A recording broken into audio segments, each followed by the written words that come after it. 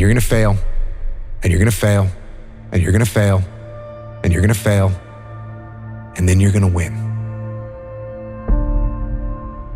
And that's life. Life without those challenges, it's just existence. Don't just exist. Go live. Eventually, inaction will cost you. But your default setting should be, I'm gonna do something. Just get up, move towards that challenge, and go attack it. Go do something that's hard. Struggle sucks. Depends on how you frame it. If you want freedom in your life, you have to have discipline. Move towards that challenge, whatever that challenge is. And you may be successful, and you may not be successful, but you will be better. And the next challenge, you're gonna be more prepared for. Because we're gonna have wins, we're gonna have losses. We're gonna have successes, we're gonna have failures. We're gonna have good nights, we're gonna have bad nights. We're gonna have good relationships, we're gonna have bad relationships. We're gonna have good ideas and bad ideas. We're gonna make money, we're gonna lose money. All these things are gonna happen.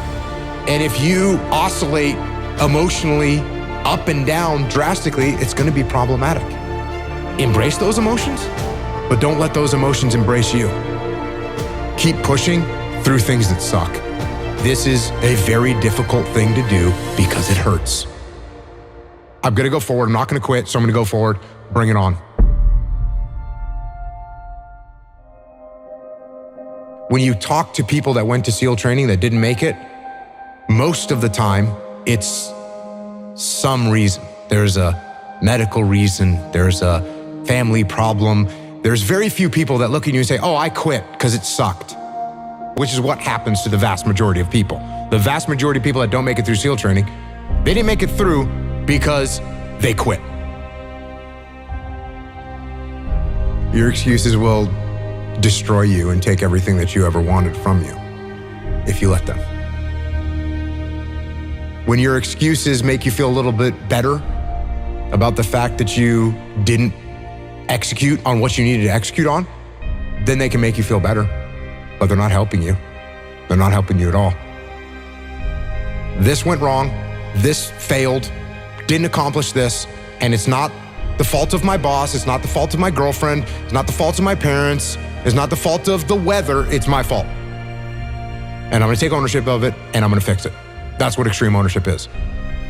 Because when you look around at your life and you look around at your job and your financial situation and your relationship and your physical health, and when you look at all those things and all the problems that you may have with those things, and you say, the reason I have all those problems is because of me, that can hurt, that can sting. And a lot of times our ego rejects that and makes excuses and lies. And then we don't have to change anything. And then nothing changes. When the excuses all go away and people can actually confront the fact that this is all because of me, it hurts, but is also unbelievably empowering. Because the more discipline you have in your life, the more freedom you will end up with. So if you lack the discipline to exercise and eat healthy, you will end up being a slave to disease. If you lack the discipline to work hard, save your money, you will end up a slave to finances.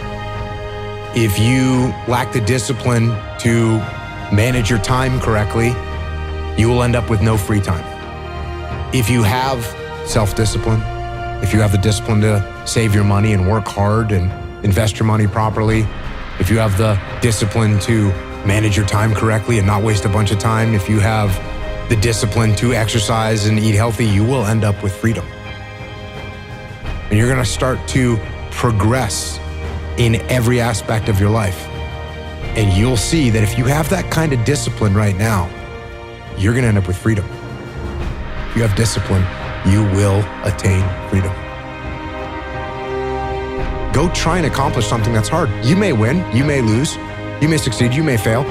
I'll tell you what, you'll be better. And if you don't have that kind of discipline, and you don't work hard and you don't exercise and you don't apply yourself, you're gonna end up shackled.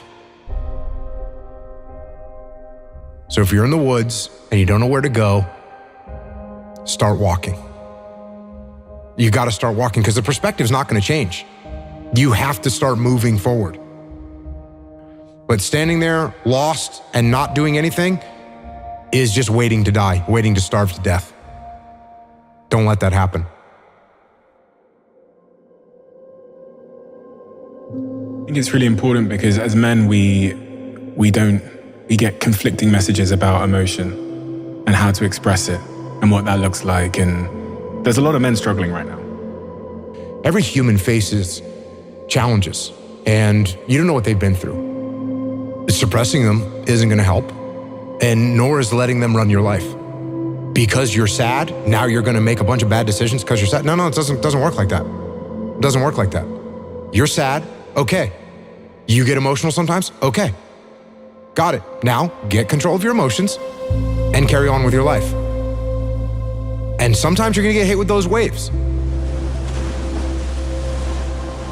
And that's okay. Oh, I'm having an emotional moment right now. There's something wrong with me. No, there's nothing wrong with you. There's nothing wrong with you.